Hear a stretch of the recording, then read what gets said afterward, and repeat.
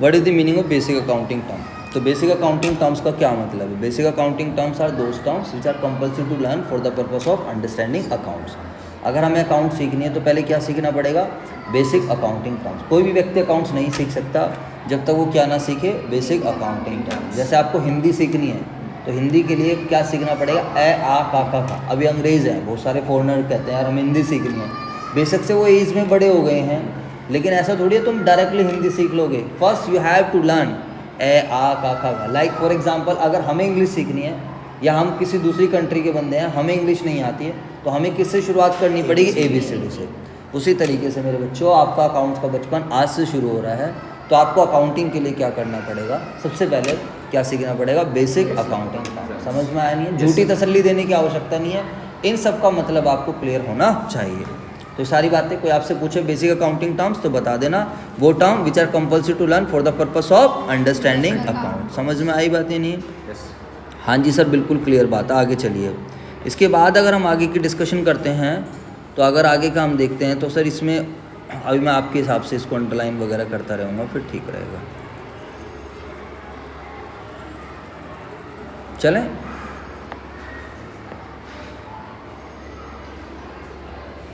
तो क्या कह रहा है बच्चों? In other words no one can understand accounts without learning basic accounting terms. Basic accounting terms are terminologies use in the language of business. समझ में आए? अकाउंटिंग की लैंग्वेज में जो यूज़ होने वाली टर्म्स हैं उसको हम क्या बोलते हैं? Basic accounting term. अभी आप उर्दू सीखोगे तो आपको अलग चीज़ सीखनी पड़ेगी।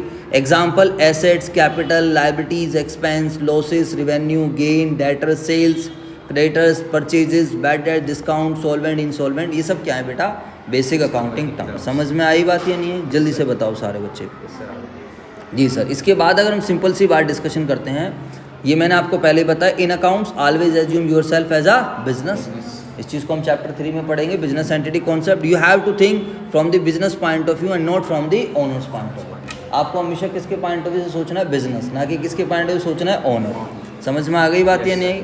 इसके बाद अगर हम बात करते हैं यहाँ पर, ये मैंने आपको पहले ही बता दिया। देखो बिजनेस का सबसे पहले हम बिजनेस का मतलब समझते हैं। तो बिजनेस क्या होता है? एक प्लेटफॉर्म होता है। बिजनेस एक ऐसा प्लेटफॉर्म है, इधर देख लीजिए, जहाँ पर सामान बेचा जाता है या फिर सर्विसेज दी जाती है रेगुलर बेसिस पर for the purpose of earning profit. Profit कमाने के लिए किया जाने वाला काम या धंधा, जहाँ सामान बेचा जाए या फिर सर्विसेज दी जाए रेगुलर बेसिस पर, उसको हम क्या बोलते हैं? बिजनेस। अब जैसे कि बाहर को विशाल मेगा मार्ट है, तो विशाल मेगा मार्ट रेगुलर बेसिस पे क्या कर रहा है? सामान बेच रहा है, गुड्स बेच रहा है। बेसिकली उसको हम अकाउंट्स की लैंग्वेज में क्या बोलते हैं? गुड्स बोलते हैं। गुड्स का मतलब होता है tangible item which can be touch, which can be seen, which have a physical existence. यानी कि वो सारी चीज़ें जो हमने खरीदी हैं आगे बेचने के लिए, उसको हम क्या बोलते हैं? गुड्स बोलते हैं। अगर मान लीजिए मेरा बिजनेस रेडीमेड गारमेंट बेचने का है, मेरा बिजनेस टी शर्ट बेचने का, ट्राउज़र बेचने का है, तो टी शर्ट ट्राउज़र मेरे लिए क्या हो जाएंगे? गुड्स। अगर मेरा बिजनेस पैंट शर्ट्स, ये रेडीमेड गारमेंट, तो अगर मेरा बिजनेस कैप का है या फिर मेरा बिजनेस फर्नीचर बेचने का है, तो फर्नीचर मेरे लिए गुड्स। इलेक्ट्रॉनिक शॉप है तो उसके लिए जो इलेक्ट्रॉनिक्स के सारे आइटम हैं वो सब क्या बन जाएंगे? गुड्स। गुड्स वेरी करेंगे हर एक बिजनेस के लिए। क्यों? कोई आइसक्रीम की शॉप है तो उसके लिए आइसक्रीम क्या बन जाएंगे? गुड्स बन जाएंगे। समझ में आया? या तो बिजनेस गुड्स का रहेगा या बिजनेस किस चीज़ का रहेगा? सर्विसेज। सर्विसेज का क्या मतलब होता है? Like where we are not selling something, where we are rendering, where जहाँ पर हम आपके लिए कुछ सर्व कर रहे हैं। जैसे कि आप सैलून में जाते हो तो सैलून वाला कोई आपको सामान नहीं बेच रहा है, सैलून वाला क्या कर रहा है बेटा? आपको सर्विस, आपकी मसाज कर रहा है, आपको क्या कर रहे हैं? हेयर कट कर रहा है, फेशियल कर रहा है, तो they are providing the services. समझ में आई बात या नहीं? तो they are not selling any kind of product, तो वो सर्विस बिजनेस बन जाएगा। ठीक है? तो बिजनेस या तो गुड्स का होगा या क्या होगा? सर्विसेज का होगा, रेगुलर बेसिस पर होगा, और किस लिए करा जाएगा? For the purpose of earning profit. समझ में आई? जैसे आई am not doing any business, मैं यहाँ पर जॉब कर रहा हूँ, उसको हम बिजनेस स्टडीज़ में पढ़ेंगे, उसको हम एम्प्लॉयमेंट बोलते हैं। बिजनेस में एक ओनर रहता है। ओनर वो व्यक्ति होता है जो बिजनेस में पैसा लगाता है, जो बिजनेस के रिस्क उठाता है, जिसे बिजनेस का क्या मिलना होता है? प्रॉफिट और loss. That we will study that in business studies as well as in accountancy में भी आएगा। समझ में आई बात? तो अभी हम गुड्स और सर्विसेज के बारे में बहुत अच्छे से जानकारी ले लेते हैं। एक्चुअली नोट्स इस तरीके से बनाए कि हम सिस्टमेटिकली पढ़ सकें। बुक्स में भी गिवन है बट सारे आगे पीछे हैं तो थोड़ा उतना मज़ा नहीं आता है। यहाँ पर अब जैसे बिजनेस आया तो बिजनेस की डेफिनेशन में क्या आया? गुड्स आया, सर्विसेज आया, इस तरीके से चीज़ें समझा रखी हैं। तो गुड्स का मतलब क्या होता है मेरे बच्चों? टेंजिबल। सर्विसेज का मतलब क्या होता है? Intangible. What is the meaning of tangible? बताओ, जल्दी से बताओ, टेंजिबल का क्या मतलब होता है? हाँ जी, हाँ बोलो, which can be touch, which can be seen, which have a physical existence. जैसे ये दुकान से खरीद के लाए हैं तो this is tangible nature, it can be touch, it can be seen, it have a physical, ये फिजिकल एग्जिस्टेंस है ना, जगह घेर रहे हैं ना कुछ, तो उसके लिए गुड्स है। जहाँ से हम खरीद के लाए हैं उसके लिए क्या है, स्टेशनरी शॉप के लिए क्या है, गुड्स है बेटा। क्लियर है? चलो जी सर। और फिजिकल एग्जिस्टेंस होता है, सर्विसेज का कोई भी फिजिकल एग्जिस्टेंस नहीं होता। क्लियर है ना बात सारी? हाँ सर बिल्कुल क्लियर है, समझ में आ गई। इसके बाद अगर हम चलते हैं, purchase for the purpose of resale. कोई भी व्यक्ति गुड्स क्यों खरीदेगा? देखो आपको हमेशा बिजनेस मानकर चलना है, you are a business, you have to think from the business mind. तो मैं कभी भी मैं वर्ड यूज़ करूँगा तो किसके लिए यूज़ करूँगा? बिजनेस के लिए। तो मैंने क्या कर रखा? सामान खरीदा। मैंने क्या करा बेटा? सामान खरीदा। किस लिए खरीदा? आगे बेचने के लिए। समझ में आई? Purchase for the purpose of resale और to make the finish product. Services provides an experience to the service receiver. Service क्या करती है? सर्विस रिसीवर को एक्सपीरियंस देती है। अरे बोलो यार, अब जैसे मैं भी आपको पढ़ा रहा हूँ तो what I am doing, I am not selling you anything, I am rendering the services. अगर आपको मेरा पढ़ाया हुआ समझ में आया तो आप क्या हो कि सर अच्छा पढ़ा रहे हैं, मज़ा आ रहा है, तो दैट मीन्स आपको मेरी सर्विसेज अच्छी लग रही है। देखो अभी यहाँ पर तो मैं अपनी सर्विसेज नहीं दे रहा हूँ, बट जब मैं अपनी कोचिंग में पढ़ाता हूँ तो फिर वो क्या है, वहाँ पर मैं अपना बिजनेस कर रहा हूँ, वहाँ पर I am not selling anything, वहाँ पर मैं क्या कर रहा हूँ, I am rendering you the services. आई बात समझ में? नहीं तो कोचिंग एक बिजनेस होता है, ध्यान रखना। लेकिन वो किस चीज़ का बिजनेस है? सर्विस का बिजनेस है। ठीक है बेटा? Purchase for the purpose of resale और to make the finish product. Service provide an experience can be separated from this seller. बिल्कुल सही बात है, गुड्स को हम अलग कर सकते हैं। कैसे? अभी हम स्टेशनरी की शॉप पे गए, भैया एक इंक देना, उसको पैसे दिए और उससे इंक लेकर अपने पास ले आए। बोलो हाँ या ना? तो इंक हमारे पास आ गई, तो जो सेलर था उससे गुड्स क्या हो गए? अलग हो गए। नहीं आई बात समझ? बट बताओ, सेलर से गुड्स क्या हो गए? अलग। लेकिन अगर हम बात करते हैं, क्या सर्विसेज अलग करी जा सकती हैं? नहीं। यही चीज़ मैंने इनको पढ़ाई थी, अभी और बच्चे बाद में आएंगे तो उनको भी पढ़ानी पड़ेगी, और पिछले 15 सालों से मैं पढ़ा रहा हूँ, तो it can not be separated. आई बात समझ आनी है? इसको अलग नहीं, एक लॉयर से, डॉक्टर से, चार्टर्ड अकाउंटेंट से हाउ यू कैन सेपरेट। समझ में आई बात या नहीं है बच्चों? तो services can never be separated. और उसके अलावा अगर हम बात करते हैं, can not be separated from the seller, vary from business to business. Sir ये बात तो फैक्ट है, सर्विसेज आल्सो वेरी करेगी फ्रॉम बिजनेस टू बिजनेस, और गुड्स भी क्या करेंगे मेरे बच्चों? वेरी करेंगे। These are the stock in trade. ये बेसिकली स्टॉक इन ट्रेड है। स्टॉक इन ट्रेड का मतलब है वो वाला स्टॉक इन ट्रेड, वो सामान जो हम लोगों ने क्या करा, आगे बेचना है। स्टॉक इन ट्रेड का मतलब है दैट गुड्स जो हम खरीद रहे हैं, किस लिए खरीद रहे हैं? आगे बेचने के लिए। Services is an action that someone does for someone else. Service वो काम है जो एक व्यक्ति दूसरे के लिए करता है। सर्विसेज के लिए सर्विस रिसीवर का होना जरूरी है। अब मैं आपको पढ़ा रहा हूँ, आप ही नहीं होंगे तो, लेकिन गुड्स के लिए यूज़र का होना ज़रूरी नहीं है। कोई भी खरीद के ला सकता है, and then other person can be हैं, हाँ कस्टमर होना जरूरी है। समझ में आई बात है? नहीं कोई भी खरीद सकता है, जैसे ही ज़रूरी नहीं है ये आप ही खरीदो, आपके पापा जी भी लेकर आ सकते हैं, मम्मी भी लेकर आ, यूज़ कोई भी कर सकता है। और these are the goods are always sold. Goods को हमेशा बेचा जाता है। और services are always provided. Goods के लिए हम कौन सा वर्ड यूज़ करेंगे? सेल। और सर्विसेज के लिए हम कौन सा वर्ड यूज़ करेंगे? प्रोवाइड। समझ में आई बात? जैसे कि मैंने एग्जांपल दिया था, संजय स्टेशनरी फॉर एग्जांपल, मैंने इसे एग्जांपल बना रखा है। मान लेते हैं हमारी स्टेशनरी की शॉप है। वैसे सैनी स्टेशनरी बुराड़ी में देखा हुआ आप लोगों ने? नहीं देखी? कोई स्टेशनरी की शॉप देखी है? अच्छा आपकी खुद की है, चलो फिर तो सही है। अब जो स्टेशनरी, तो आप तो फिर बहुत अच्छे से कनेक्ट कर सकते हो। आपकी जो स्टेशनरी की शॉप है उसके अंदर वो सारा सामान जो आपने किस लिए ख़रीदा हुआ है, आगे बेचने के लिए, दैट इज़ गुड्स। बिजनेस के लिए बहुत ही अच्छा है। अब फिर तो आपको और भी फ़ायदा मिलेगा। आपको अपने बिज़नेस की अकाउंटिंग करनी है प्रॉपर तरीके से। मैं आपको बताता रहूँगा कैसे कैसे करनी है, अभी सीखते रहो। ठीक है? Vishal Mega Mart sells goods such as sugar clothes, तो ये गुड्स हो जाएगा। Tuition services Sanjay sir teaching accounts, barber services cut. ठीक है बच्चों? बिजनेस, तो बिजनेस क्या होता है? एक प्लेटफॉर्म है in which goods are purchase और sale and services on a regular basis. Sanjay classes is a business. अच्छा ये हमारे बिजनेस का नाम ही आ गया, चलो कोई बात नहीं। सर्विस आर प्रोवाइडेड, क्यों? क्योंकि क्या हो रहा है, सर्विसेज क्या करी जा रही है? प्रोवाइड करी जा रही है रेगुलर बेसिस पर। कौन से बेसिस पर? और for the purpose of earning profit. समझ में आई बात या नहीं है बच्चों? तो जी सर। इसके बाद अगर हम बात करते हैं ट्रांजेक्शन्स को, अभी हम थोड़ी देर में आ जाएंगे।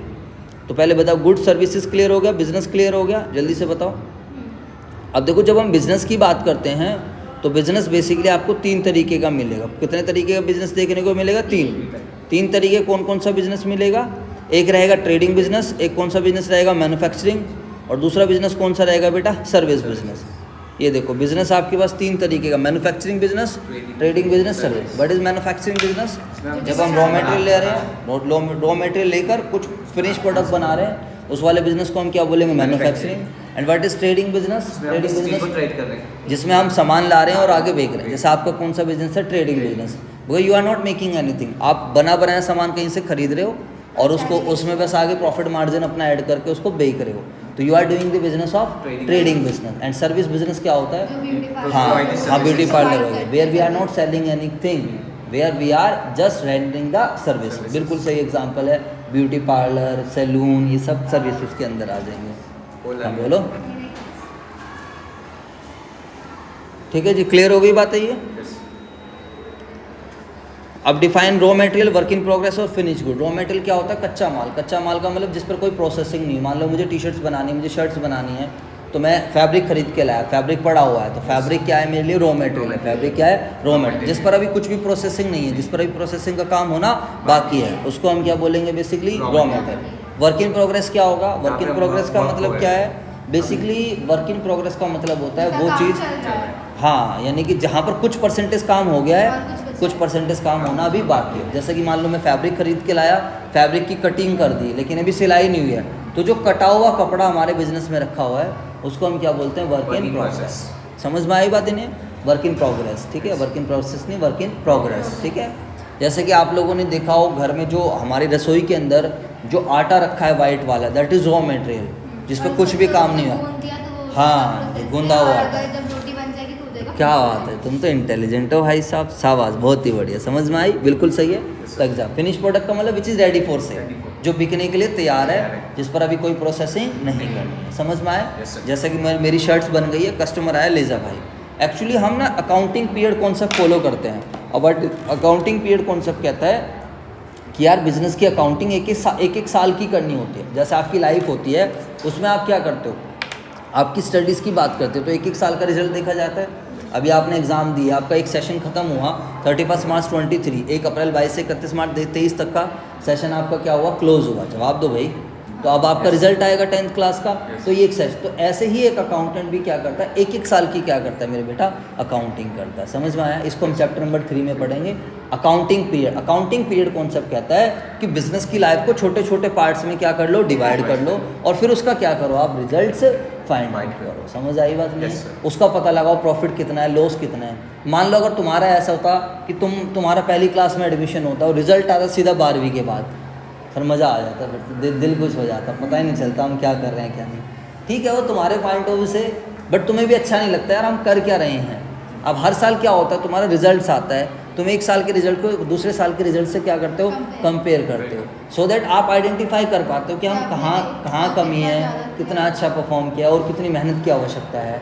तो उसी तरीके से जो बिजनेस है, बिजनेस में गोइंग कंसर्न कॉन्सेप्ट आएगा। गोइंग कंसर्न कॉन्सेप्ट क्या रहता है? Business shall be continue for an indefinite period. Business हमेशा चलता रहेगा, बिजनेस कभी भी क्लोज नहीं होगा। We don't have any intention to close down the business. Going concern concept क्या आएगा कि जब आपने बिजनेस खोला है तो आप चाहोगे कि business shall be continue for an indefinite period. जैसे कि अगर हम बात करते हैं, आपने अपनी शॉप खोली है, आपका बिजनेस है, तो आप चाहोगे कि इट शुड बी कंटिन्यू, ये आने वाली पीढ़ी तक चलता रहे। अभी स्कूल खोला है तो सर चाहेंगे कि बिजनेस हमेशा चलता रहे, तो that is going concern concept. लेकिन इसका ये मतलब तो है नहीं कि जिस दिन बिजनेस शुरू हुआ, जब बिजनेस बंद होगा तब हम रिजल्ट निकालेंगे, ऐसा तो नहीं है। तो हमने क्या करा है, एक कॉन्सेप्ट और बना रखा है। कौन सा कॉन्सेप्ट है? Accounting period concept. Accounting period concept कहता है कि बिजनेस की लाइफ को छोटे छोटे पार्ट्स में क्या कर लीजिए? डिवाइड कर लीजिए, और डिवाइड करने के बाद फिर क्या कर लीजिए? आप रिजल्ट से फाइंड आउट करो। समझ में आया? इसको थर्ड जो ये चैप्टर नंबर 3 में हम पढ़ेंगे। बातों में मैंने एक प्रिंसिपल पहले भी समझाया था, business entity concept. Business entity concept कहता है बिजनेस अलग है और ओनर अलग है। समझ में आई बात? इसलिए आपको हमेशा किसके पॉइंट ऑफ व्यू से सोचना है? बिजनेस। चलो जी सर, ये क्लियर है। अब ट्रांजैक्शन की बात करते हैं। तो ट्रांजैक्शन का मतलब क्या होता है? लेन देन करना। ट्रांजैक्शन में एक्सचेंज होता है गुड्स एंड सर्विसेज का, दो पार्टीज़ के बीच में ट्रांजैक्शंस होते हैं। विदाउट ट्रांजैक्शंस ना किसी अकाउंटेंट की ज़रूरत है, ना कोई बिजनेस चलने वाला। अगर ये बिजनेस चल रहा है तो ये इकोनॉमी चल रही है तो किसकी वजह से चल रही है? ये स्कूल चल रहा है तो अगर ट्रांजैक्शंस होनी बंद हो जाएगी तो ना हमारी ज़रूरत है, ना किसी अकाउंटेंट की कोई आवश्यकता नहीं है। Everything is depend on transaction. Transaction आधार है अकाउंटिंग का। अगर ट्रांजैक्शन होगी तो अकाउंटेंट की आवश्यकता है, वरना नहीं। आप अपने आपका जो बिजनेस है आप उसको 1 महीने शटर बंद कर दो, there will be no transaction. जब ट्रांजैक्शन ही नहीं होगी तो अकाउंटेंट क्या रिकॉर्ड करेगा? और जब बिजनेस ही बंद हो जाएगा तो देयर विल बी, क्या हम कभी अपने घर में अकाउंटिंग कराते हैं? नहीं, छोटी मोटी ट्रांजेक्शन्स होती है, हमारे घर का ही तो है, बट बिजनेस में काफ़ी सारी ट्रांजेक्शन्स होती है। सर ट्रांजेक्शन का मतलब तो बताओ। ट्रांजेक्शन का मतलब है लेन देन, लेन देन का मतलब एक्सचेंज, किस चीज़ का? गुड्स का या फिर सर्विसेज का। अब देखो एक ट्रांजेक्शन हुई आपके सामने, ये इंक हमने खरीदी है, हमने पैसे दिए तो इंक। आप तो बहुत अच्छे से एनालाइज कर सकते हो। देखो पढ़ते वक्त ना इमेजिनेशन यूज़ किया करो। अब जैसे आपकी शॉप है, आप भी मान लीजिए आपकी भी शॉप है, ऐसी बात नहीं है, आपने कोई बिजनेस देखा है, तो इमेजिनेशन को अगर हम अपने साथ लेके चलेंगे तो ज़िंदगी भर हमें चीज़ें ध्यान रहेंगी। अब आपके पास कस्टमर आया, आपने उसको सामान बेचा, आपके पास पैसे आ गए, पैसे नहीं आए बाद में दे देगा, बट ट्रांजेक्शन हो गई, there is an exchange. Furniture खरीदना, बिल्डिंग खरीदना, रेंट पे करना, सैलरी पे करना, इलेक्ट्रिसिटी बिल पे करना, मशीनरी खरीद, ये सब क्या है बेटा? ट्रांजेक्शन है। ये सब क्या है? ट्रांजेक्शन। हम अपनी डेली लाइफ में बहुत सारे ट्रांजेक्शन्स करते हैं, आप भी करते हो, बट हमें पर्सनल ट्रांजेक्शन से मतलब नहीं है। हम किसके पॉइंट ऑफ व्यू से काम करेंगे? बिजनेस। हम अकाउंटेंट किसके हैं बेटा? बिजनेस। समझ में आई नहीं? You have to think from the business point of view. तो बिजनेस की ट्रांजेक्शन सोचना है। अभी आप यहाँ बैठे बैठे, अभी थोड़ी देर बाद हो रहा हूँ मैं, आप क्या करना, सेंट जोन्स की ट्रांजेक्शन लिखो, सेंट जोन्स स्कूल्स की ट्रांजेक्शन देखो, और कोशिश करो कोई भी ट्रांजेक्शन ना छूटे। अब अपने आसपास एनालाइज करो, यार ये पंखे हैं, पंखे फ्री में तो नहीं चलते यार, तो फ़ैन परचेज करना ट्रांजेक्शन, फिर इनकी बिजली की बिल आया ट्रांजेक्शन, बेंच परचेज करना, सर बेंच को यूज़ करते हैं तो इसकी वैल्यू कम होती है, डेप्रिशिएशन, इंक है ट्रांजेक्शन, ये कैमरा लगा रखा है, परचेज़ किया ट्रांजेक्शन, आई वाज स्पीकर, ऐसे जो फीस बच्चों से मिलती है ट्रांजेक्शन, फ़ोटो स्टेशनरी, ऐसे दिमाग पे जोर डालो कि कितनी ट्रांजेक्शन हो, और आप अपने बिजनेस की ट्रांजेक्शन्स लिखो। समझ में आई बात? नहीं, सारा गेम किस चीज़ का है बेटा? अकाउंटिंग में ट्रांजेक्शन्स का। क्लियर हो गई बात? चलो जी।